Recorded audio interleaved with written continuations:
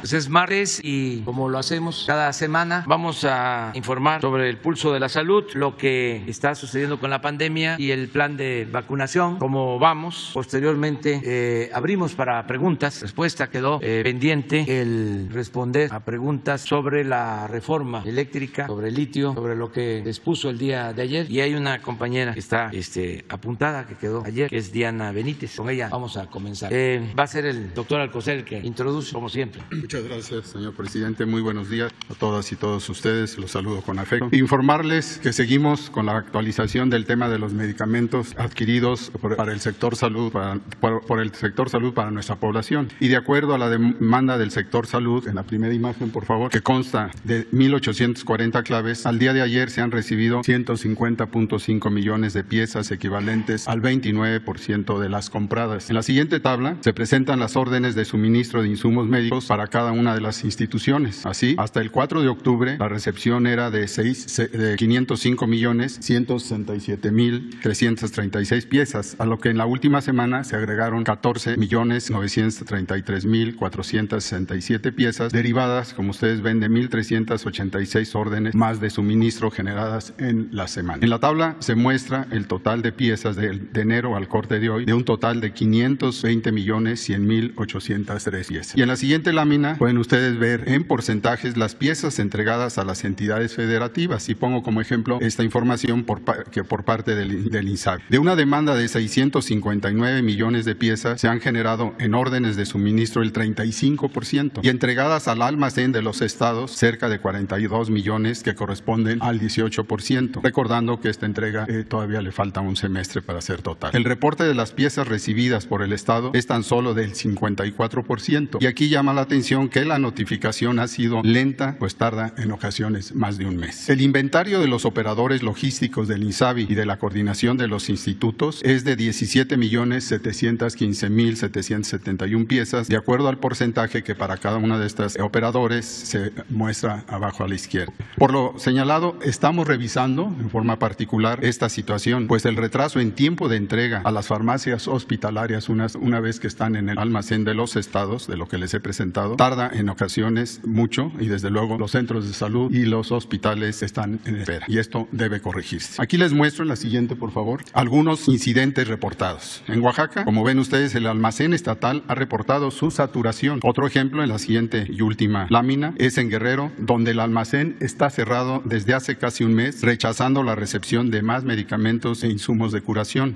Como pueden ustedes ver, o cuando menos se los señalo, algunos mensajes de respuesta ante la solicitud pueden ser, como por ejemplo, al momento nuestro almacén se encuentra saturado. Aún no es posible la entrega de medicamentos, y esto es lo importante que se ha podido ubicar en los dos estados señalados, el de Oaxaca y el de Guerrero. Muchas gracias. Pasando a otro tema de información, quiero informarles el cambio de sede de la Secretaría de Salud Federal en Acapulco. Atendiendo al compromiso de gobierno número 54 del presidente Andrés Manuel López Obrador, que estableció que las secretarías de Estado de la Administración Pública serían ubicadas físicamente a lo largo de la República Mexicana, la Secretaría de Salud inició su traslado a la ciudad de Acapulco, Guerrero, a partir del 3 de octubre del presente año, comenzando por sus titulares, los de la Subsecretaría de Prevención y Promoción de la Salud, de la Unidad de Análisis Económico, la Unidad de Administración y Finanzas, las oficinas del secretario y el INSABI. La reubicación del personal de las demás áreas será de manera voluntaria y progresiva. La nueva sede está ubicada en el edificio inteligente de gobierno sobre la avenida Costera, frente a la playa Hornos, en la ciudad de Acapulco, Guerrero. Y respecto al inmueble de Lieja, les informo que se trabaja en un convenio de colaboración con la Secretaría de Cultura para crear el Museo de la Salud, el cual en próximas fechas abrirá sus puertas a toda la población.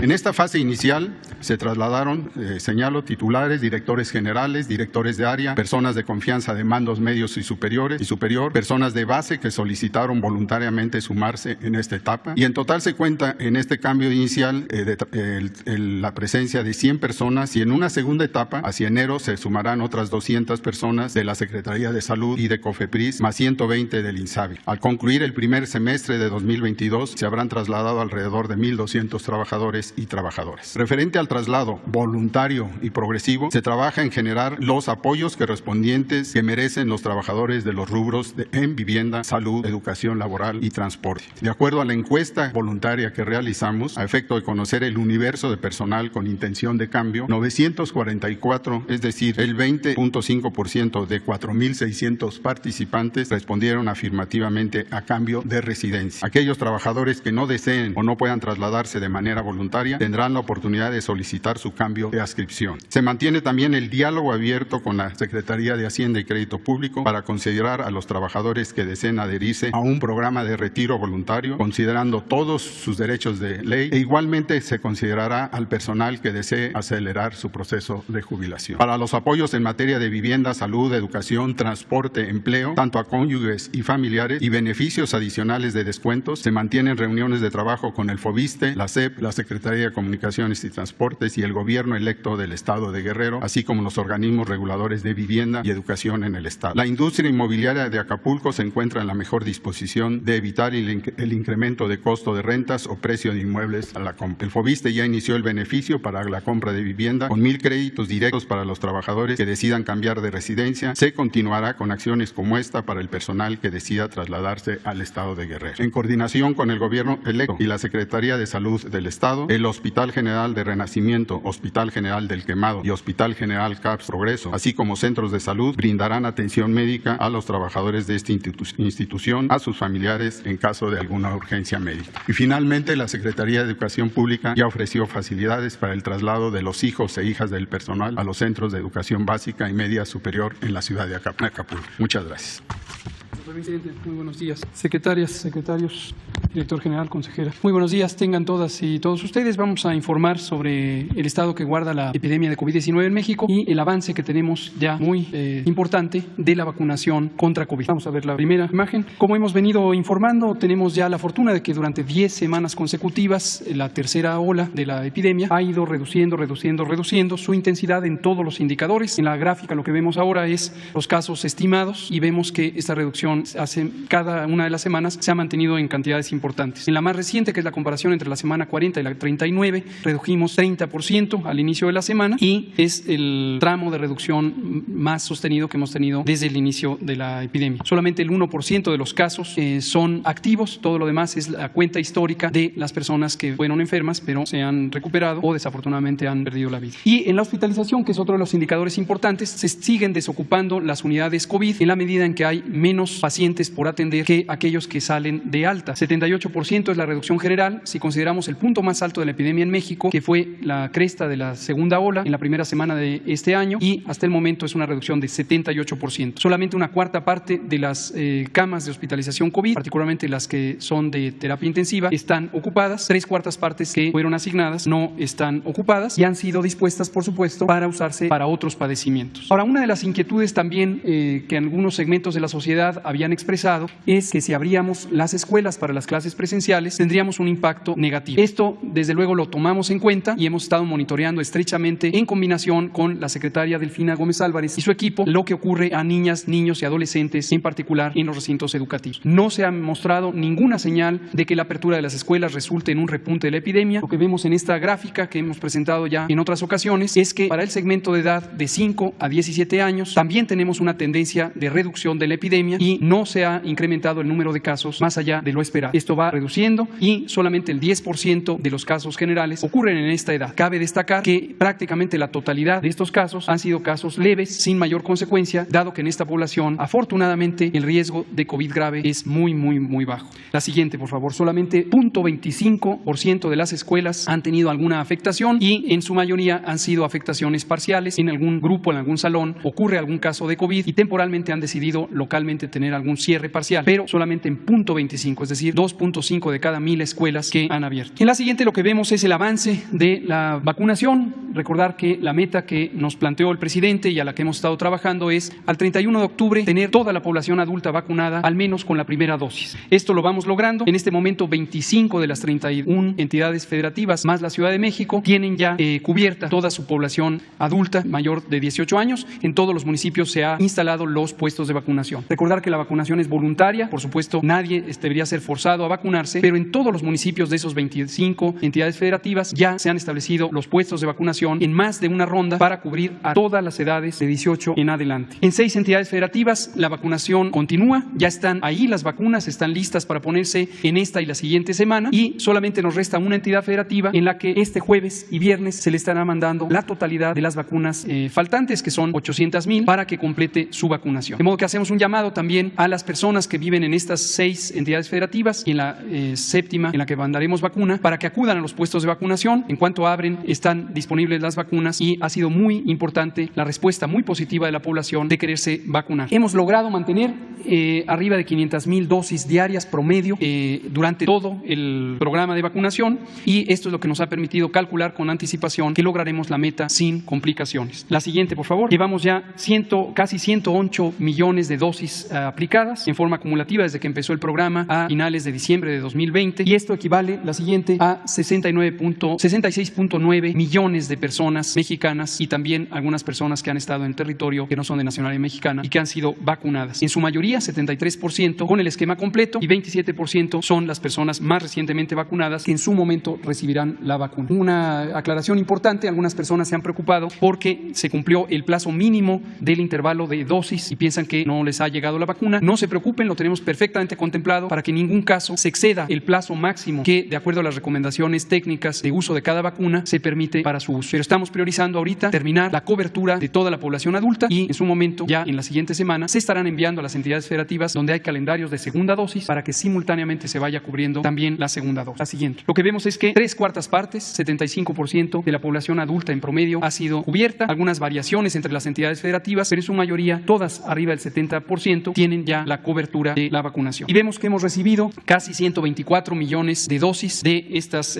vacunas que se utilizan en México, 7 clases de vacuna que han sido recibidas y de manera inmediata utilizadas. En el calendario de la semana tenemos que hasta el momento se ha confirmado 594,000 dosis de la vacuna Pfizer, que llegarán mañana. Es posible que haya otras liberaciones de acuerdo al proceso técnico de COFEPRIS, y en su momento lo estaremos informando. Por último, quiero informar sobre la vacunación en niñas, niños y adolescentes que tienen comorbilidades, que tienen enfermedades crónicas que aumentan su riesgo de COVID grave. Como lo anunciamos hace ya varias semanas, abrimos este proceso de preregistro para vacunarles, y es muy importante que el registro se complete en la medida en que las personas acudan al portal mivacuna.salud.gov.mx y se registren la comorbilidad que tienen. Eso nos facilita la organización de la vacunación para este segmento de la población. Y hasta el momento hemos recibido solamente casi 23,000 registros. Recordar que esperamos una población estimada de 1 millón o incluso hasta 1.500.000 niñas, niños, adolescentes con enfermedades crónicas, y es importante que se registren. Ese es el llamado que hacemos en la última imagen. El registro continúa, el registro está abierto ya desde hace 3 semanas, pero hasta el momento solamente 23,000 personas han sido registradas. Por favor, regístrense. Aquí aparece la lista de las enfermedades crónicas que son importantes a considerar para proteger a este grupo de edad tan importante. Muchas gracias. Con su permiso, señor presidente, muy buen día a todas y a todos.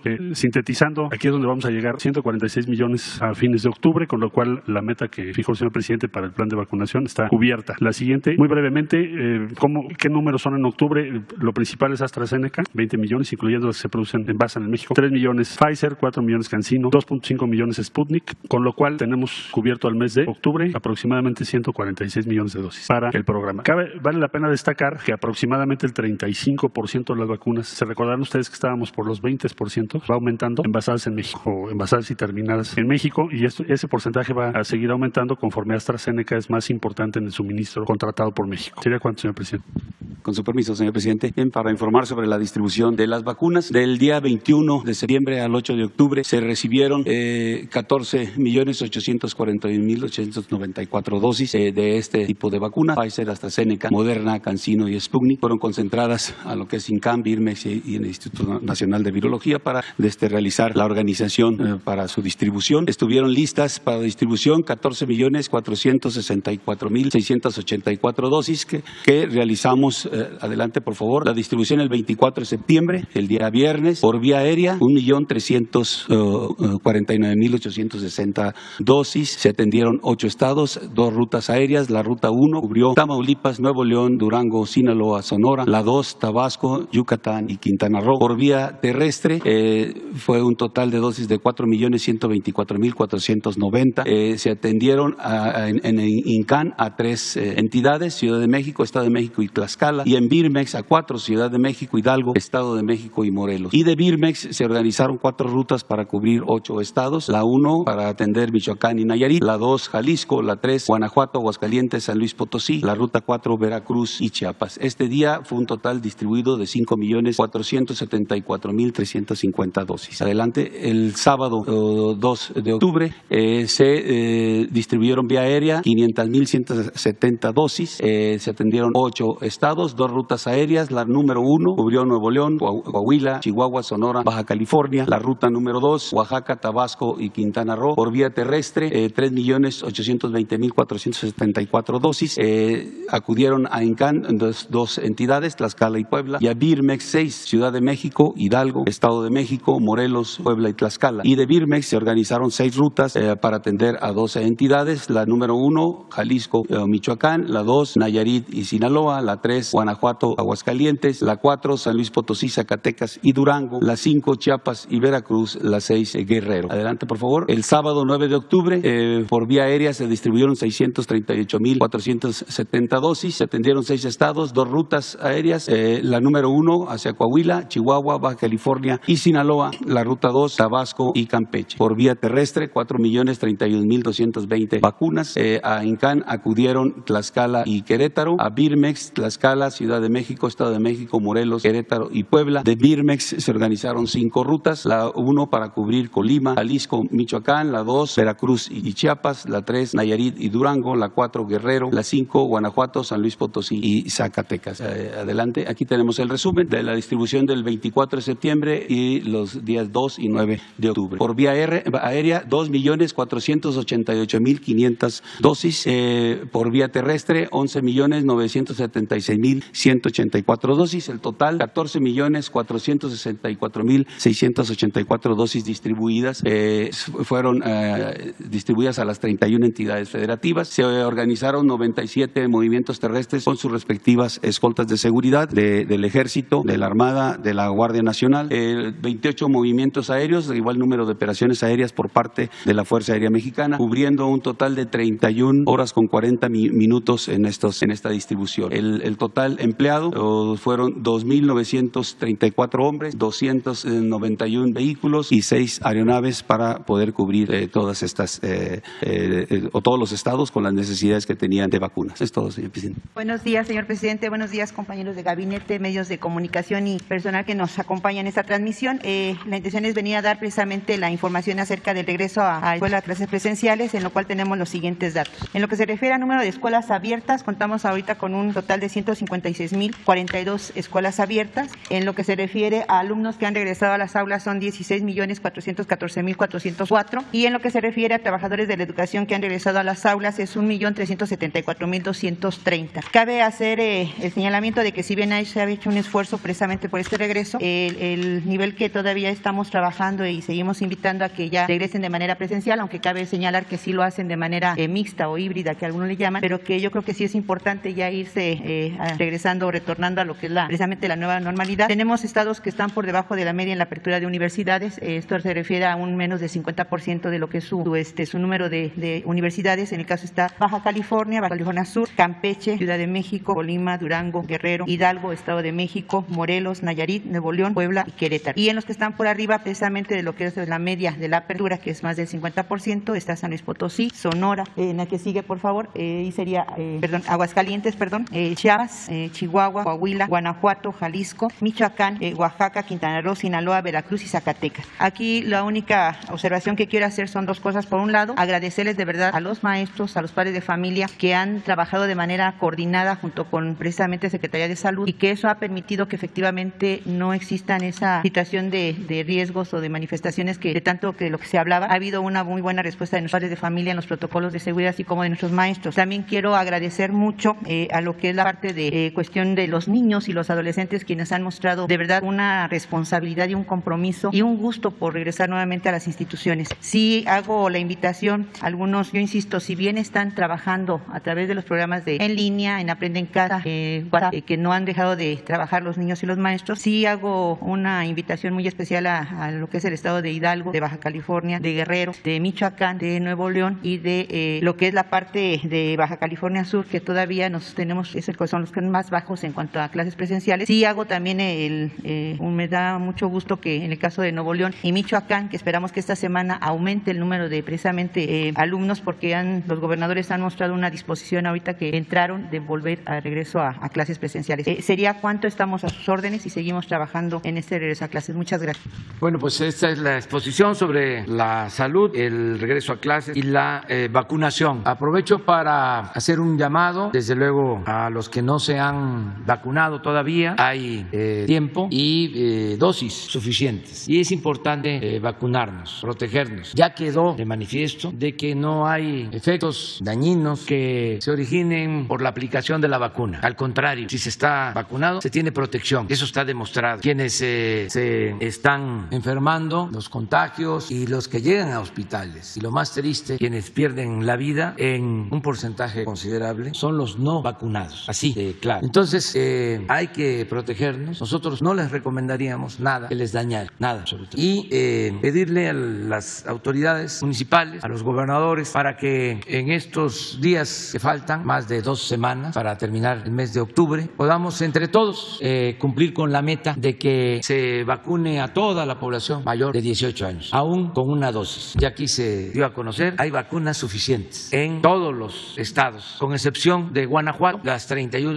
entidades del país restantes tienen ya sus dosis, ya hay vacunas. Y en el caso de Guanajuato, pasado mañana se envía todo para que tengan vacunas suficientes, alrededor de 800,000 dosis para Guanajuato. Y en el caso de Guanajuato, para cumplir con la meta, además del apoyo de las autoridades municipales, del gobierno del estado, las Fuerzas Armadas van a ayudar a reforzar la vacunación, de modo que a finales de octubre vamos a cumplir con el propósito de que todos estemos vacunados, los mayores de 18 años, y como ya lo mencionó también el doctor Hugo López-Gatell, ya se está haciendo el registro para la vacunación de niños con enfermedades crónicas que van a ser protegidos también. Entonces vamos avanzando. De nuevo el llamado, reitero, el llamado a universidades públicas, a directivos, maestros, alumnos, para el regreso a clases presenciales. Ya es tiempo, y faltan varias universidades públicas que no han regresado a clases. Ya lo que es educación básica, pública y privada, casi son todos los estados. Nos falta que regresen a clases en educación básica, también hago el llamado, en Baja California y en Hidalgo. Como lo mencionó la maestra, ya en el caso de Guerrero hay el compromiso de ampliar el número de escuelas que estén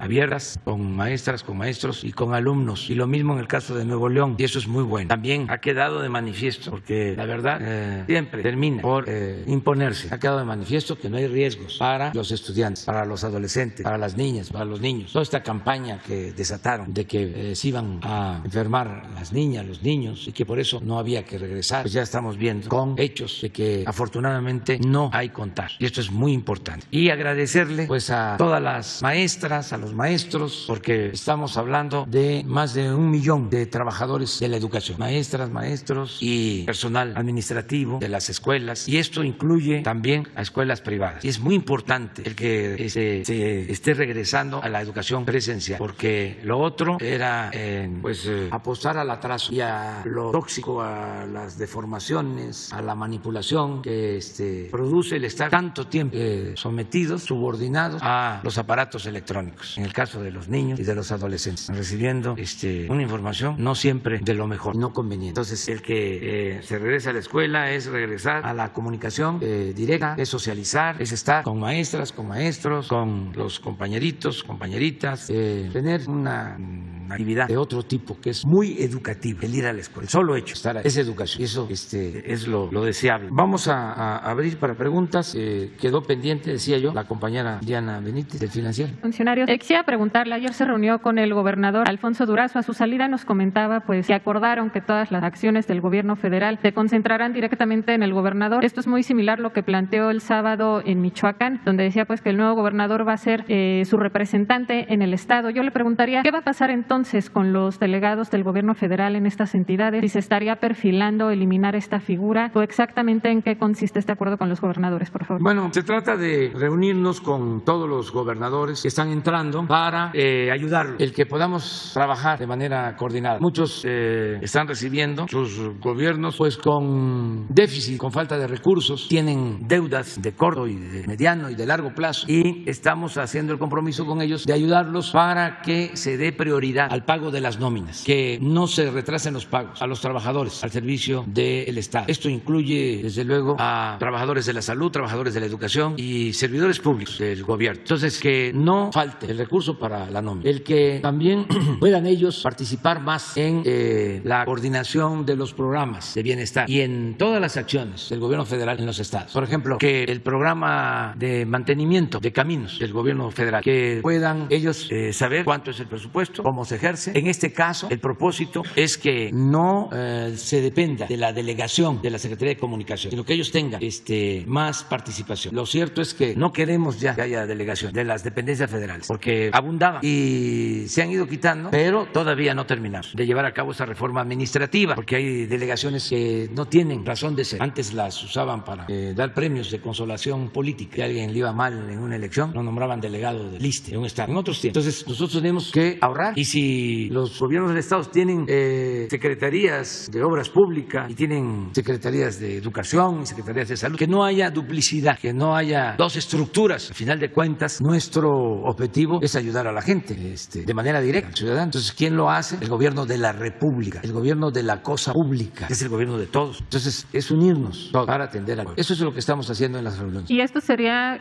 con todos los gobernadores o solo en los casos de las administraciones morenistas? Entonces, ¿no implica tampoco que se elimine Vamos a empezar con los que están entrando y lo vamos a ir haciendo con todos. ¿Y entonces no implica la desaparición de los delegados que se encargan de los programas del bienestar? No, en el caso de los programas de bienestar se mantienen, pero los programas de bienestar pues se están llevando a cabo de manera directa. Y ahora que vamos a tener los bancos o las sucursales, el Banco del Bienestar en todo el país, pues el adulto mayor va a tener su tarjeta y no va a necesitar más que ir al banco a sacar lo que por derecho y justicia le corresponde. Ya no va a haber intermediarios, que ese es el objetivo, porque antes no llegaba el apoyo, porque había muchos intermediarios. Se le daba dinero a las llamadas organizaciones no gubernamentales. Fíjense, no gubernamentales, pero recibían dinero. Se les daba dinero a las organizaciones sociales, a las llamadas organizaciones de la sociedad civil. Se les daba dinero a organizaciones campesinas, pero mucho. Había organizaciones campesinas que recibían 5 mil millones de pesos al año. Ahí se lo dejo de tarea. Entonces, todo eso ya se terminó. ¿Se acuerdan cómo costó? Y ya, todo el apoyo es directo, sin intermediarios. Y así lo pide la gente. Yo aquí he contado varias veces de cómo cuando andaba en campaña me decían, vamos a ganar, pero no nos vaya a mandar el dinero a través de las dependencias, de las instituciones, porque no nos va a llegar el apoyo. Que se entregue directo. Y eso es lo que estamos haciendo. La beca para los estudiantes, directo. El apoyo a los jóvenes construyendo el futuro, directo. El apoyo a los sembradores del Sembrando Vida, directo. Nada de que es la organización social la que va a entregar los recursos. Solamente tenemos un convenio que está por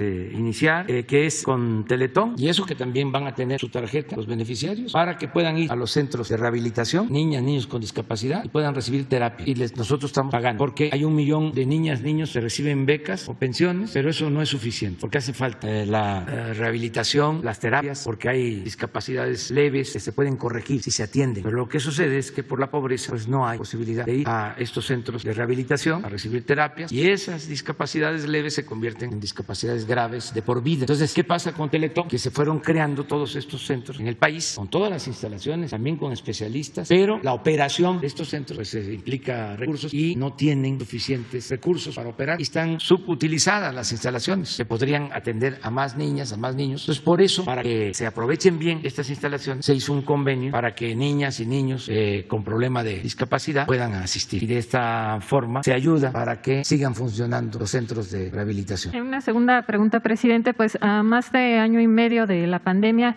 ¿usted mantiene el mismo respaldo hacia el subsecretario Hugo López-Gatell? ¿En algún momento ha habido un intento de renuncia por parte de él? ¿O cuál es el balance que hace desde el manejo al que está frente al subsecretario? Todo el equipo de salud. Miren, hay 2 gabinetes que ayudan mucho, que me han respaldado mucho. El gabinete de seguridad, que ha sido fundamental, porque todos los días nos reunimos de 6 a 7 de la mañana a atender el problema de la inseguridad y de la violencia. Pero además, con las Fuerzas Armadas hemos podido avanzar mucho. Con la Secretaría de Marina, que nos está ayudando en los desasolves de los ríos, con dragas, para que no haya inundaciones. Imagínense lo que significa la tranquilidad que me da, y que yo espero se comparta, de que los puertos que antes estaban tomados por la delincuencia de cuello blanco o delincuencia organizada, ahora estén en manos de la Secretaría de Marina. Hace 2 años llegué a Cancún, me estaban esperando empresarios del turismo alarmados por el sargazo, de que se iba a arruinar toda la actividad turística de Quintana Roo, porque tenían un sistema un poco como el Fonden, de que todo era dinero, pero todo era corrupción. Entonces enviaban daban dinero a Quintana Roo para combatir el sargazo, eso lo robaban. Era como las declaratorias de emergencia. Ahí estaban los proveedores merodeando en la Secretaría de Gobernación cada vez que había una inundación, que habían afectaciones, que habían pues damnificados, los contratos. Proveedores de cadres, de colchoneras, de láminas, de todo. Estaban ahí como en espera, como lagartos en boca de arroyo. Pues eso pasaba con el sargazo y que iba a ser tremendo, que no iba a llegar ya la gente al Caribe. Les dije, no coincido con ustedes, hay soluciones. Y le pedí al almirante Ojeda que la Secretaría de Marina se hiciera cargo. Y se están fabricando sargaceras, ellos están armando embarcaciones especiales y se tienen limpias las playas. Se resolvió el problema. ¿Qué le puedo decir a la Secretaría de la Defensa? Imagínense encontrarme con cientos de ingenieros militares, profesionales, trabajadores, honestos. ¿Qué hubiese pasado si no se hace el aeropuerto de Texcoco y tenemos que licitar con empresas particulares que las dejaron echadas a perder? Ya lo hemos hablado, con honrosas excepciones. Empresas constructoras que tienen o tenían más abogados que ingenieros, porque todo era sacarle dinero al gobierno, mejor dicho, al pueblo, porque el presupuesto es dinero del pueblo. Quedarse con los anticipos, hacer mal las obras, como daban moche, ¿qué le podían exigir las autoridades? Hacían obras para que aguantaran entrega. Entonces nos encontramos con los ingenieros militares. Ya vamos a tener el aeropuerto el 21 de marzo. Estamos ahorrando 125,000 millones de pesos. Con ese ahorro estamos financiando como el 70% del Tren Maya. ¿Cuándo se había visto que con dinero del presupuesto, sin crédito, se hicieran tantas obras? ¿Qué hicieron en el periodo neoliberal? Puras concesiones. Gobernar así es papita. Pues es estar firmando concesiones. A ver, haz la autopista, nada más que va a ser de paga. Encima de eso, para que te animes a recibir la concesión, te doy dinero del presupuesto y ya tú la aportas. Me acuerdo que cuando hicieron el segundo piso para pasar Puebla, fue OHL.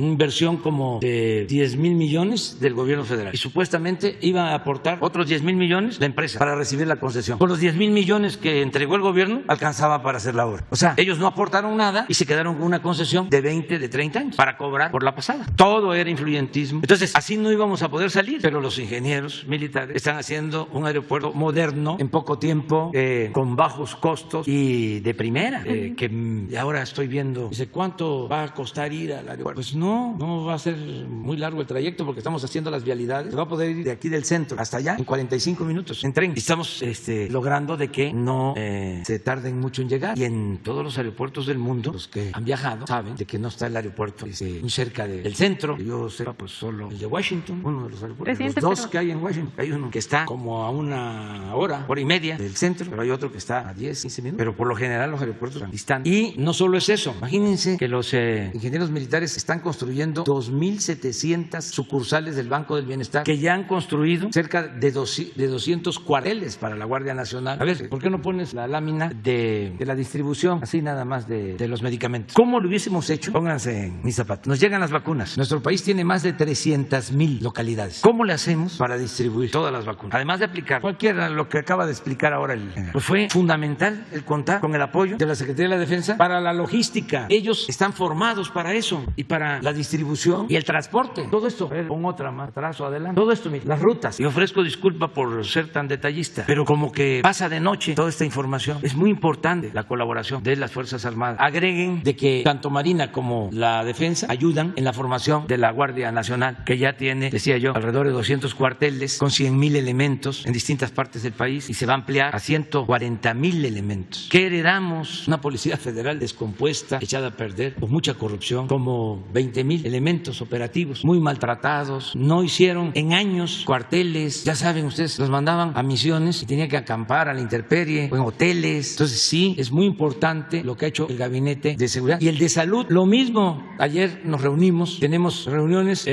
lunes y jueves con todo el Gabinete de Salud. Doctor Alcocer, de primera, en conocimiento sobre la salud, Premio Nacional de Ciencia, y no se lo dimos nosotros.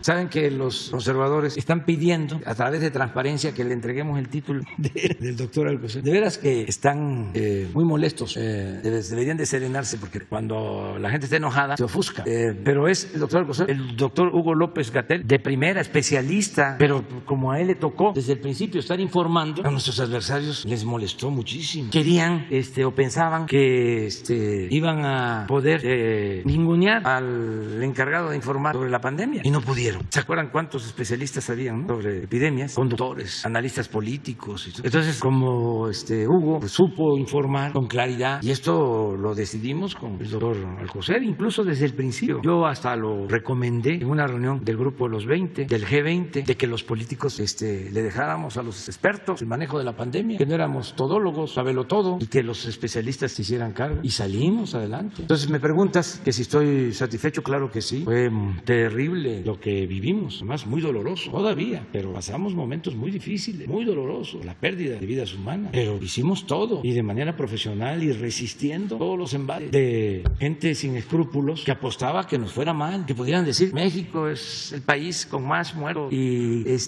no alcanzaron las camas para atender a los afectados por la pandemia. Estaban deseosos, como en todo, queriendo que se nos derrumbara por completo la economía. Bueno, que nos peleáramos con el gobierno de Estados Unidos. A eso apuestan. Así son los conservadores. Son de muy mala fe, de malas entrañas. Finalmente, presidente, nada más si nos pudiera comentar. Y además, otra cosa, les gustan mucho los billullos. Pero ya, adelante. Sí, nos comentaba que ya tenía la confirmación de que el gobierno de Israel recibió la carta que le envió. Saber si ya se tiene una respuesta. No, no hay respuesta, pero vamos a esperarnos. Sí, yo espero que sí haya una respuesta.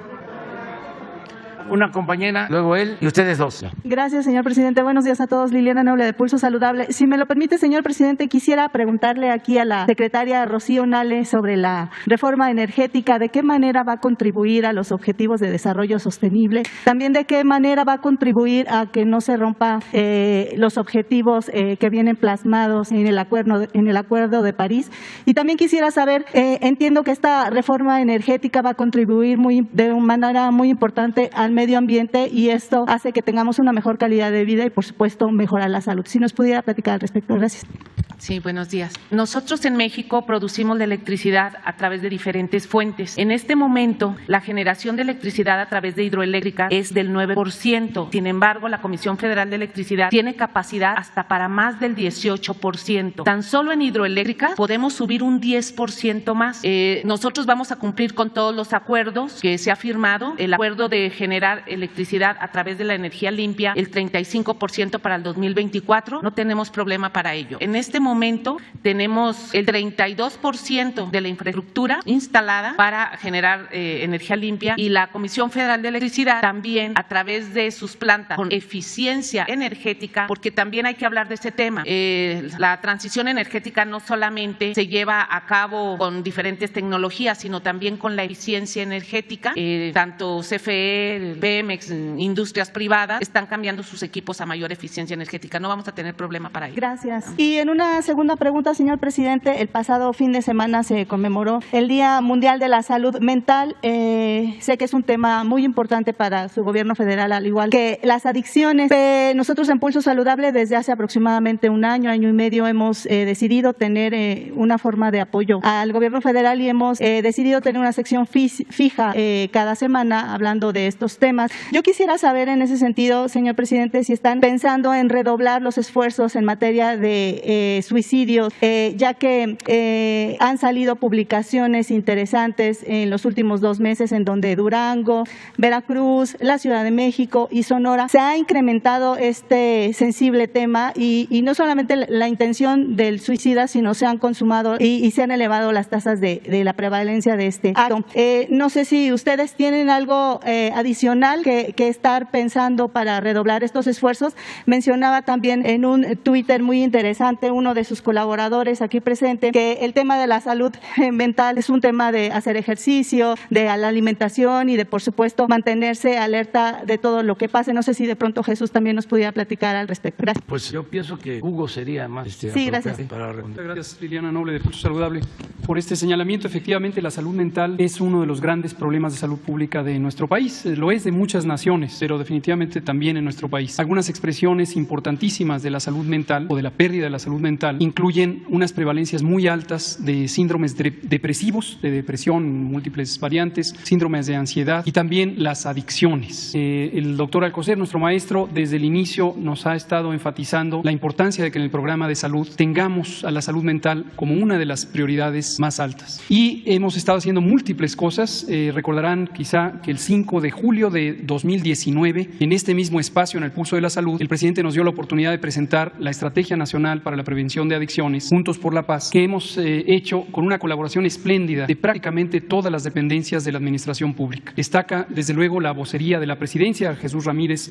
Cuevas ha sido un protagonista fundamental del diseño de esta estrategia, y nuestro grupo de salud mental, el doctor Quijada, el doctor Gadi Sabiki, la doctora Diana Tejadilla, Evalinda Barrón, Jorge González Olvera, todo el grupo hemos estado trabajando en dos enfoques mayores. Uno es la reconstrucción del tejido social, resignificando y reapropiando los espacios para el bienestar público. La idea básica es, si no existe un ambiente físicamente saludable, los espacios públicos están tomados por la delincuencia o están deteriorados o están sin uso, entonces la gente no puede salir a socializar, y la socialización es un elemento fundamental de la salud mental. Y el otro elemento es la concientización pública sobre la importancia de las adicciones como un problema y las alternativas de solucionarlo, y en eso también la acción de la comunicación social de la Presidencia de la República ha sido fundamental. Desde luego, un reto muy grande es ampliar la capacidad y la cobertura de los servicios de salud mental, y para esto hemos estado acudiendo a múltiples estrategias. Una muy importante es cubrir la brecha de atención mediante un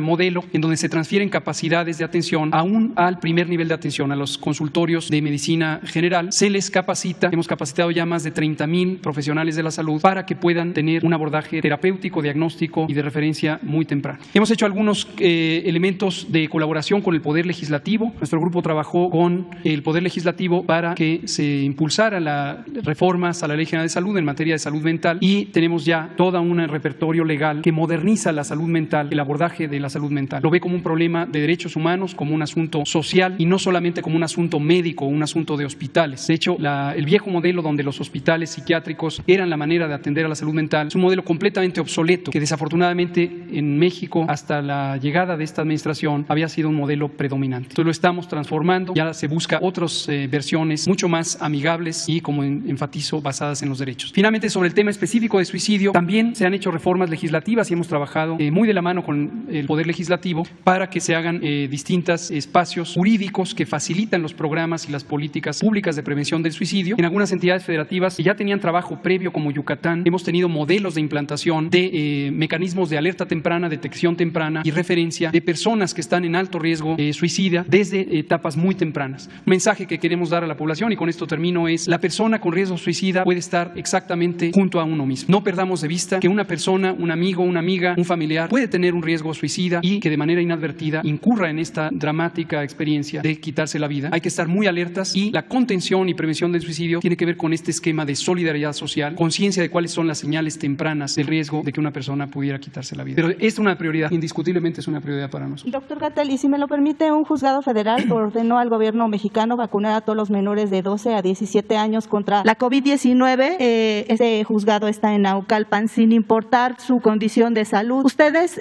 tendrían obligatoriedad de acatar esta resolución? Y si es así, ¿a cuántos millones asciende la orden para aplicar estas vacunas que él menciona que tendría que ocurrir en el plazo de julio a marzo del 2022? Gracias. Sí, muchas gracias. Vimos la noticia, hasta ahorita solo un periódico de circulación nacional la trató, nos llamó la atención el énfasis que le da, ningún otro medio lo toma. No hemos recibido notificación oficial. Cuando la recibamos, pues analizaremos cuidadosamente el caso, por supuesto con el apoyo extraordinario que siempre nos da la consejera jurídica, que ahora está aquí presente, y el secretario de Gobernación. Y, como siempre, la instrucción del presidente es clarísima: respetamos la independencia de los poderes, acatamos las disposiciones del Poder Judicial y actuamos con una base científica para proteger la salud de todas y todos. Esa es nuestra prioridad. Gracias.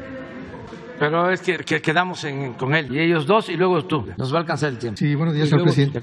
Adelante. Buenos días, señor presidente. Felipe Fierro, de tiempo.com.mx y fuentelibre.mx. Señor presidente, desde julio del mes pasado, en julio, usted abrió la asociación presidencial, afirmó que en Morena ya había una nueva generación de candidatos para sucederlo. Cito literalmente: primero hay que tomar en cuenta que es el pueblo quien va a decidir. Ahora el flanco progresista liberal hay muchísimos, como Claudia Sheinbaum, Marcelo Ebrard, Juan Ramón de la Fuente, Esteban Moctezuma, Tatiana Cloutier, Rocío Nale. Bueno, muchísimos. Afortunadamente hay relevo generacional. Sin embargo, con el paso del tiempo, los errores políticos, los seguidores de Marcelo, de Ricardo Monreal, consideran que es claro que ya hay dados cargados a favor de Claudia Sheinbaum. Y hay un hecho significativo el miércoles pasado en la gira de Bienestar por Tláhuac, donde usted le levantó la mano y manda una señal que se entiende políticamente como que usted ya la está respaldando abiertamente para la sucesión. La pregunta es: ¿se puede afirmar que Claudia es su preferida para sucederla? Está buena la pregunta. Miren, no en este caso, sino de tiempo atrás. Yo siempre he respetado la voluntad de la gente, los deseos de la gente. No he actuado de manera antidemocrática en toda mi vida pública. Y me tocó fundar, como otros mujeres y hombres, Morena. Y hubieron dos cosas que nos ayudaron mucho a resolver conflictos. Una, que se pueden hacer encuestas para elegir a los candidatos. Eso está en los estatutos de Morena. Se propuso esto porque se tenían que cuidar las elecciones de candidatos para que no metieran la mano quienes estaban en contra del movimiento de transformación. Me tocó, como dirigente opositor, enfrentar a gobernadores que ponían a los candidatos nuestros. Es decir, candidatos también a modo. O sea, un gobernador en un estado controlaba todos los partidos y él decidía quién iba a ser candidato de cada partido y quién era el bueno. Y los otros iban de relleno o eran candidatos desconocidos, paleros. Entonces, esos gobernadores, cuando un partido de oposición decía, no, queremos poner un buen candidato y que sea la gente que la que decida y que haya elecciones, pues esos gobernadores le daban a los candidatos que les convenían despensas, materiales de construcción para que repartieran y en las elecciones ganaran, en las internas. Eso nos pasó en Guerrero, me acuerdo, allá como 1997. La primera vez que fue candidato a presidente municipal, Seferino Torreblanca, 1997. Me acuerdo que el gobernador de entonces pues quería a otro candidato y ya le estaba entregando despensas y materiales de construcción. Yo era dirigente de ese partido y dijimos no va a ser así. Y me acuerdo que Pablo Gómez fue de delegado y él puso orden para que no se pusiera a un candidato débil y que ganara el candidato que quería el gobernador. Me acuerdo bien porque Seferino entonces ganó, desde entonces ganó, nada más que le hicieron fraude, como me dijo un campesino a mí en el 2006. Ganaste, pero no saliste desde entonces. De modo que el que se hagan las encuestas es lo mejor.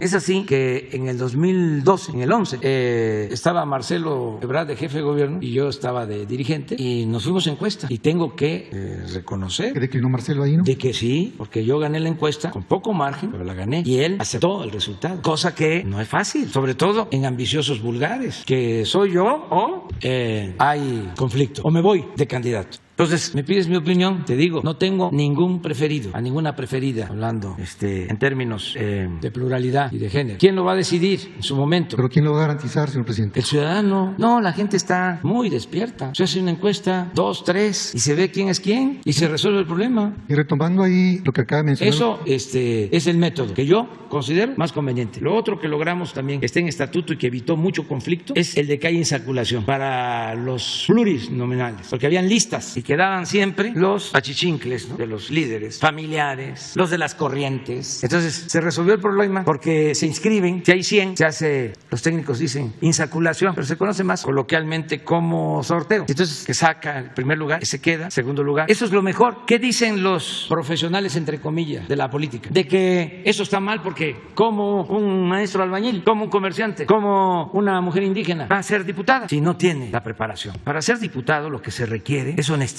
representar al pueblo y tener vergüenza. ¿Para qué quiero un experto graduado en Harvard si va a venir a votar en contra de los intereses del pueblo? Bueno, cuando aplicamos esos estatutos la primera vez, salen en efecto comerciantes, mujeres indígenas, albañiles. Aquí está Rocío, que fue coordinadora de este grupo parlamentario. Lo mejor, ninguno traicionó, ninguno. Y no votaron el gasolinazo. ¿Qué más? Los presupuestos que estaban a favor de los grupos corruptos y muchas cosas con ese método. Entonces ya está en los estatutos. Eso en su momento se va a resolver. Yo creo, y esto no solo para Morena, para todos los partidos, que no haya imposición. Para eso están las encuestas y que le den la oportunidad al pueblo. El pueblo sabe quién es quién, que le pregunten al pueblo. ¿Qué es una encuesta? Pues es un cuestionario. Van casa por casa. ¿Conoces a estas personas? Y ahí dicen sí o no. Y ahí se ve quién es más conocido. Porque también no se puede ganar una elección con un desconocido. A ver quién es más conocido. Luego, segundo, no solo es que sea conocido, porque puede ser muy conocido, pero con mala fama. Tiene la segunda pregunta. ¿Qué opinión tienes? ¿Es honesto o no? Y ahí va la gente. Tercera pregunta. ¿Te gustaría que fuese el candidato a diputado, a senador, a gobernador, a presidente? ¿Sí? ¿No? ¿Quién sabe? Entonces, ese resultado, ya se sabe, eso es un método democrático. Lo otro, a ver, pongan casillas. Imagínense, los conservadores van a querer un candidato a modo, van a querer un candidato que les garantice que ya no va a haber transformación, que van a volver por sus fueros los corruptos, y que van a seguir las condonaciones de impuestos, y que va a continuar el desmantelamiento de las empresas públicas como PEMEX, como la Comisión Federal de Electricidad. Eso es lo que quieren. Ahora, con la reforma eléctrica, los estoy viendo, así como estoy viendo los juegos de postemporada que están buenísimos, los que puedo ver, así los estoy fildeando a estos, ya los estoy viendo cómo se están moviendo los jefes, porque pueden andar allá, ya lujosísimos, ni se imagina la gente. Son yates que cuestan hasta $150 millones,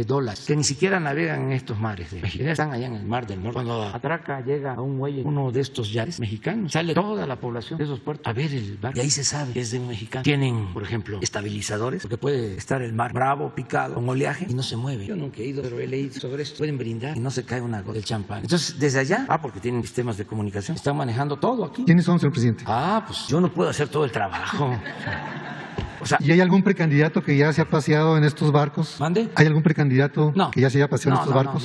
No. Nosotros, o que tenga boleto. Afortunadamente, yo no debería estar tratando este asunto, pero afortunadamente yo estoy muy contento porque hay relevo generacional. Lo que dije, lo vuelvo a refrendar. Hay relevo generacional. Sería lamentable que no hubiese gente con capacidad, mujeres, hombres, hay muchísimo, para continuar con la obra de transformación. Y esto en su momento se va a decidir. A mí me faltan casi 3 años. Yo el 1 de diciembre, lo que pasa que parece que ha transcurrido mucho tiempo, pero no. El 1 de diciembre cumplo 3 años y ya aprovecho para comentarles que el 20 de noviembre, como es la tercera transformación y muy importante, y no les gusta a los conservadores lo que fue la revolución, porque hasta los que surgen del movimiento revolucionario con el paso del tiempo le dan la espalda a la revolución. Entonces, como no les gusta, y para nosotros es un movimiento fundamental, porque fue enfrentar una dictadura de 34 años, porfiriato, que entregó los bienes de la nación, como ahora, porque neoliberalismo es neoporfirismo, es la misma. Porfirio entregó el petróleo, entregó los ferrocarriles, entregó las tierras, había peones acasillados, se reprimió a las comunidades indígenas para quitarles sus tierras, para quitarles sus aguas, para quitarles sus bosques, se privilegió a una minoría rapaz, se empobreció al pueblo. Pues por eso fue el movimiento revolucionario, y ese es el antecedente de la Cuarta Transformación, el antecedente inmediato. Entonces vamos a conmemorar este 20 de noviembre, un aniversario más de la revolución, y se va a hacer como ya lo hicimos en una ocasión, vamos a hacer un desfile, como se hizo la revolución, a caballo y en ferrocarril. Entonces van a ver algunos vagones de ferrocarril y el desfile va a ser de a caballo. En otro tema, señor presidente. Y el día 1 de diciembre, que vamos a cumplir 3 años, ya lo decidimos, va a ser la concentración en el Zócalo. O sea, el 20 va a ser de noviembre el desfile, y el día 1 yo voy a informar a la nación. El día 1 de diciembre informo a la nación desde el Zócalo. En otro tema, señor presidente, el problema de los gaseros, de los distribuidores de punto. Bueno, ayer circularon en las redes escenas donde hay piperos que están tirando gas y con un mechero enseguida, y el riesgo que esto representaba, aparte de los bloqueos. El problema es que ellos quieren un incremento de 53 pesos por cada litro. ¿Cuál es la situación real, y si no hay una manipulación detrás de esto que pretenda generar una inconformidad social o un conflicto social? No, creo yo que pase a mayores, ya se les está atendiendo, ya se tiene establecido el mecanismo del gas bienestar y lo podemos ampliar y no hay riesgo de desabasto. ¿Los gaseros se pueden incorporar al gas bienestar? Sí, el compromiso es que nosotros nos hagamos cargo del 51% del mercado, porque no había contrapeso. No es como en el caso de la distribución de las gasolinas o de la energía eléctrica. Ahí podemos garantizar nosotros que no hay aumento. En el gas no podíamos, por eso se fue para arriba, porque 5 grandes empresas controlaban todo el gas, la distribución. Y lo controlan todavía. Sí, entonces por eso tomamos 2 decisiones. Primero, establecer precios máximos, y segundo, crear gas bienestar. Pero lo del gas bienestar decidimos que sea al 51% del mercado. Ya en Iztapalapa terminamos, está funcionando y tenemos testimonios extraordinarios. Aquí aprovecho para decirlo y les pregunto a las familias, ¿cuánto les está durando el gas, el cilindro? Ahora, ahí dejo la pregunta, la suelta. Les está durando más porque son 20 kilos, son 30 kilos completos. Entonces la gente quiere más. Ya tenemos ese mecanismo para atender. Y pues hay protestas porque había la mala costumbre de extorsionar a la gente. Los gaseros, los distribuidores. En general, estamos enfrentando la corrupción de arriba para abajo. Como los gobernantes daban mal ejemplo, pues todos, no el pueblo. El pueblo siguió manteniendo sus valores. Eso es lo que nos salvó. Que hay una gran reserva de valores culturales, morales, espirituales en nuestro pueblo. Se dañó una parte de arriba, se corrompió, pero no todo. Y con esa reserva moral que hay en el pueblo, se va a regenerar la vida pública. Eso es lo que estamos haciendo. Por eso están enojados los de arriba, muy enojados, porque pensaban que así era. El que no tranza no avanza, y que la moral era un árbol que daba moras. Ese es el enojo. Y hasta se les aplaudía.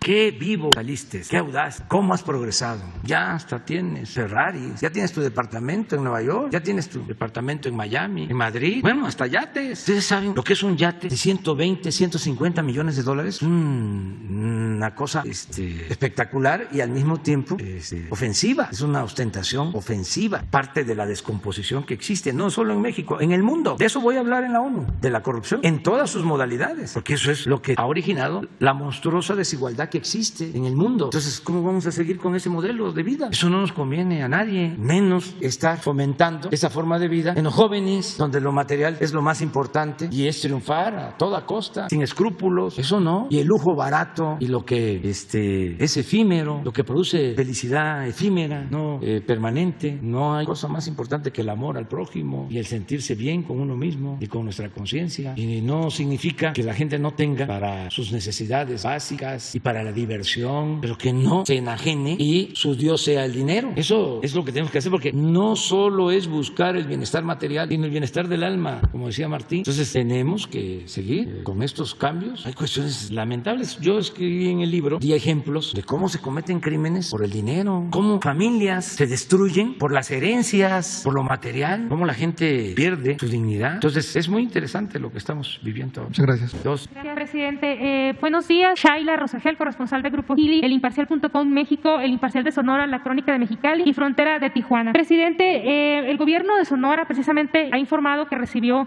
un gobierno totalmente en quiebra de la anterior administración de Claudia Pavlovich. El endeudamiento es de más de 22,000 millones de pesos. Incluso han indicado dificultades para el pago de nómina y un ISTESON en una crisis total, que es lo de seguridad para los trabajadores del Estado, con dificultad para el pago de las pensiones. ¿De qué forma Hacienda Federal revisa la situación financiera de los gobiernos para evitar que al término de las administraciones haya este tipo de problemas? Eso sería lo primero. También preguntarle sobre la reunión que sostuvo ayer con el gobernador Alfonso Durazo. ¿Qué información le dio? ¿Qué información tiene usted sobre las finanzas públicas de Sonora? O sea, aparte de esto que le estoy comentando, si tiene otra información. Y también el gobernador Alfonso Durazo comentó a su salida de la reunión que hay avances para el plan de justicia para Cananea. Preguntarle si ya tiene usted una fecha de su visita a Cananea y cuál será el logro más importante que usted espera tener en ese plan. Bueno, vamos a ir a Cananea y va a asistir todo el gabinete del gobierno federal, todos los que estamos aquí y otros servidores públicos. Todos vamos a Cananea en noviembre. No sé exactamente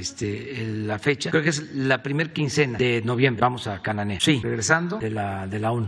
Creo que en esa fecha. Yo creo que mañana podemos ya decirles cuánto. Va a haber una reunión de todo el gabinete del gobierno federal con el gobernador en Cananea. Ya llegamos a ese acuerdo. Y sobre las finanzas, pues estamos ayudando porque son herencias. La gobernadora recibió también una situación económica difícil. Acuérdense que el anterior gobernador estuvo hasta en la cárcel, acusado también de corrupción.